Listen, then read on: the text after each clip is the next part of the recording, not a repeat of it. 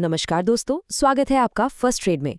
आज हम एपिसोड 11 में एनसाइक्लोपीडिया ऑफ चार्ट पैटर्न्स के एक इंटरेस्टिंग और पावरफुल पैटर्न डायमंड बॉटम्स को सिंपल हिंदी में समझने की कोशिश करेंगे।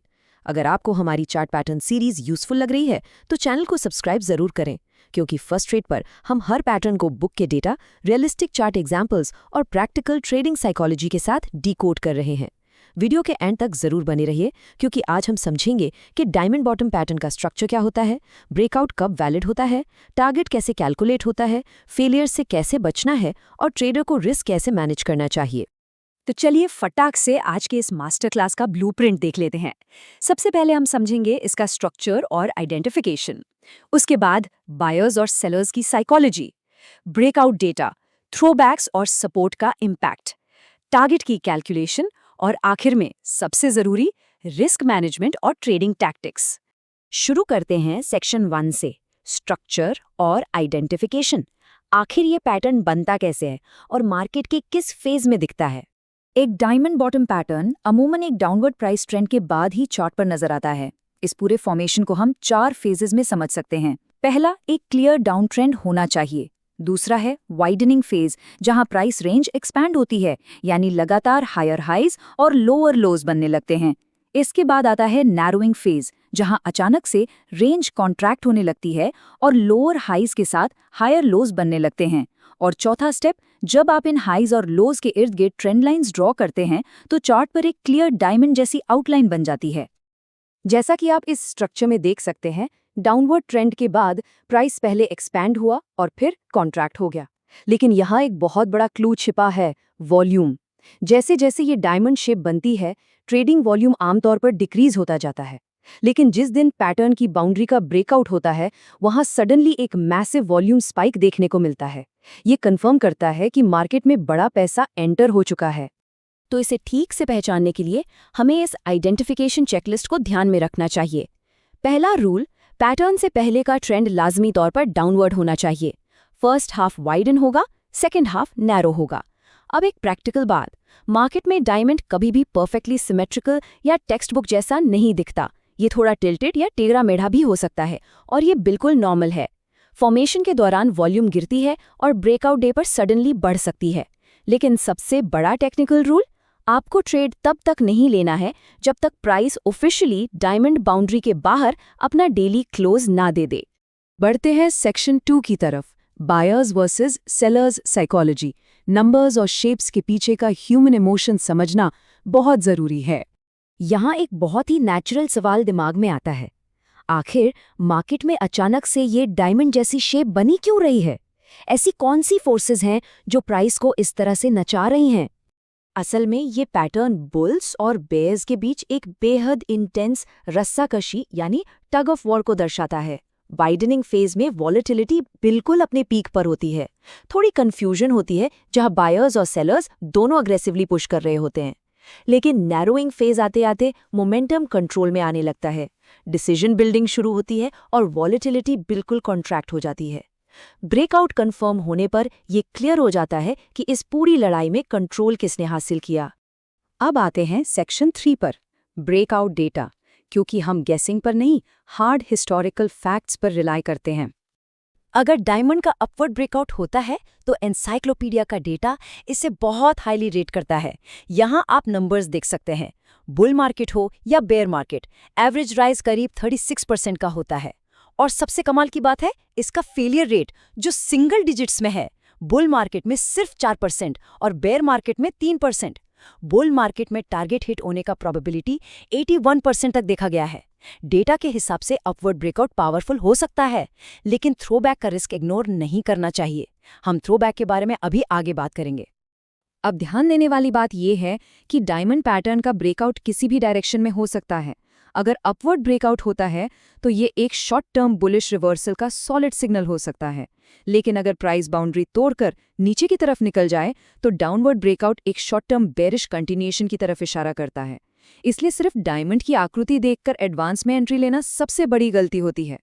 डेटा के अनुसार एक बुल मार्केट में अगर डाउनवर्ड ब्रेकआउट हो जाए तो एवरेज डिक्लाइन लगभग 21% का होता है।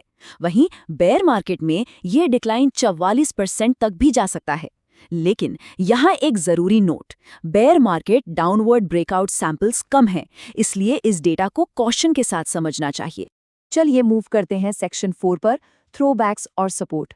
ये वो फेज है जहां ज्यादातर नए ट्रेडर्स पैनिक कर जाते हैं।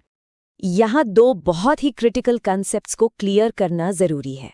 पहला है थ्रोबैक, जब अपवर्ड ब्रेकआउट होने के बाद प्राइस वापस घूमकर उसी डिमांड बाउंड्री को टच करने आए, और दूसरा है पुलबैक, जब डाउनवर्ड ब्रेकआउट के बाद प्राइस वापस ऊपर आकर बाउंड्री को टेस्ट करे। स्टैटिस्टिक्स बताते हैं कि ऐसे रीटेस्ट्स आधे से ज्यादा बार होते हैं, बुल मार्केट में 53% और बेयर मार्केट में 60%। ये रीटेस्ट्स टेम्परेरीली पैटर्न की ओवरऑल परफॉर्मेंस को हर्ट कर सकते हैं, इसलिए प्री ट्रेड सपोर्ट और रेजिस्टेंस चेक करना मस्ट है। बुक के इस एग्जैक्ट एग्जाम्पल को देखिए। ऊपर की तरफ कितना शानदार ब्रेकआउट हुआ था, लेकिन ठीक उसके ऊपर एक मैसिव ओवरहेड रेजिस्टेंस एरिया मौजूद था। उस रेजिस्टेंस ने प्राइस को आगे बढ़ने ही नहीं दिया और अपवर्ड पुश कंप्लीटली फेल हो गया। ये हमें प्रैक्टिकली सिखाता है कि ट्रेड लेने से पहले ओवरहेड रेजिस्टेंस या इमीडिएट सपोर्ट लेवल्स चेक किए बिना एंट्री लेना कैपिटल को डायरेक्ट रिस्क में डालना है। अब आते हैं सेक्शन 5 पर, टारगेट कैलकुलेशन। अगर ट्रेड सही चला तो प्रॉफिट कहाँ बुक करना है? प्रॉफिट टारगेट सेट करने के लिए ट्रेडर्स एक बहुत ही सिंपल मैथमेटिकल फॉर्मूला यूज करते हैं, जैसे मेजर रूल कहते हैं। सबसे पहले आप डायमंड की वर्टिकल हाइट निकालते हैं, यानी हाईएस्ट हाई में से लोएस्ट लो को माइनस करते हैं। जो हाइट आती है अपवर्ड ब्रेकआउट होने पर उसे ब्रेकआउट प्राइस में ऐड कर दीजिए, और डाउनवर्ड ब्रेकआउट आने पर उसी हाइट को ब्रेकआउट प्राइस से सब्ट्रैक्ट कर दीजिए। इस सिंपल मैथ से आपको एक एक्सपेक्टेड मिनिमम प्राइस टारगेट मिल जाता है। यहाँ इस कैलकुलेशन को विजुअली समझने की कोशिश करते हैं। हाइट को डायरेक्ट ब्रेकआउट पॉइंट से मेजर किया गया है। इसके अलावा एक बहुत इंटरेस्टिंग प्रो टिप और है। अगर पैटर्न बनने से पहले प्राइस अग्रेसिवली फ्री फॉल में गिरा था, तो अपवर्ड ब्रेकआउट आने के बाद प्राइस अक्सर वापस उस प्री पैटर्न लॉन्च पॉइंट तक बहुत तेजी से रिकवर कर जाता है। तो थियरी के बाद अब इन सारे कॉन्सेप्ट्स को एक साथ एक एजुकेशनल लाइव चार्ट पैटर्न पर देखते हैं। याद रहे, ये प्योरली एजुकेशनल है। सबसे पहले आपको प्रायर डाउन ट्रेंड दिखेगा, फिर प्राइसेस वाइडन होती हैं और उसके बाद नैरो होकर एक डायमंड शेप को पूरा करती हैं। बाउंड्री कंफर्म होने के बाद ब्रेकआउट आता है, जिसके साथ वॉल्यूम स्पाइक भी क्लियर नजर आता है। एक प्रोफेशनल ट्रेडर यहां तभी एंटर करता है जब प्राइस क्लोज दे दे, और वो हमेशा अपने टारगेट और स्टॉप लॉस पहले से लाइन अप करके रखता है। और इसके साथ हम पहुंच गए हैं इस मास्टर क्लास के सबसे क्रूशियल फेज पर, सेक्शन 6, रिस्क मैनेजमेंट और ट्रेडिंग टैक्टिक्स। इंसाइक्लोपीडिया में स्कॉट नाम की एक ट्रेडर की बहुत ही कॉशनरी कहानी दी गई है। स्कॉट ने डायमंड बॉटम का बिल्कुल सही ट्रेड पकड़ा, प्राइस टारगेट तक पहुंचा भी, लेकिन ग्रीड, लालच के चलते उसने अपनी टारगेट पर प्रॉफिट बुक नहीं किया।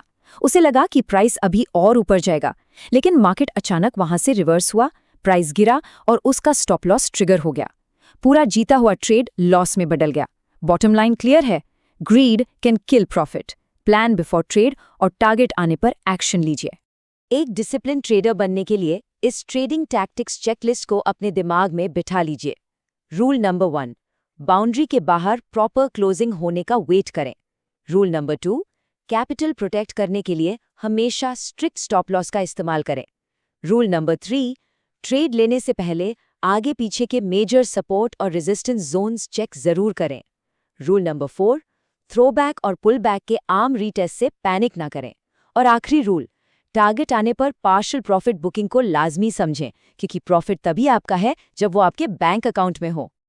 दोस्तों, अगले एक्सप्लेनर में हम एक नए चार्ट पैटर्न को इसी तरह बुक के in depth data, realistic examples और हार्डकोर ट्रेडिंग साइकोलॉजी के साथ डिकोड करेंगे। इसलिए प्लेलिस्ट को सेव कर लीजिए ताकि आप इस एनसाइक्लोपीडिया ऑफ चार्ट पैटर्न्स की सीरीज का कोई भी हिस्सा मिस ना करें। जाते जाते अपने आप से एक सवाल जरूर पूछिएगा, क्या इतनी वॉलेटाइल मार्केट में एक समझदार ट्रेडर प्री डिफाइंड सपोर्ट और रेजिस्टेंस को नजरअंदाज करने का रिस्क उठा सकता है? इस पर विचार जरूर कीजिएगा, क्योंकि याद रखिए, मार्केट में प्रॉफिट गेस से नहीं, प्रेपरेशन से बनता है। धन्यवाद।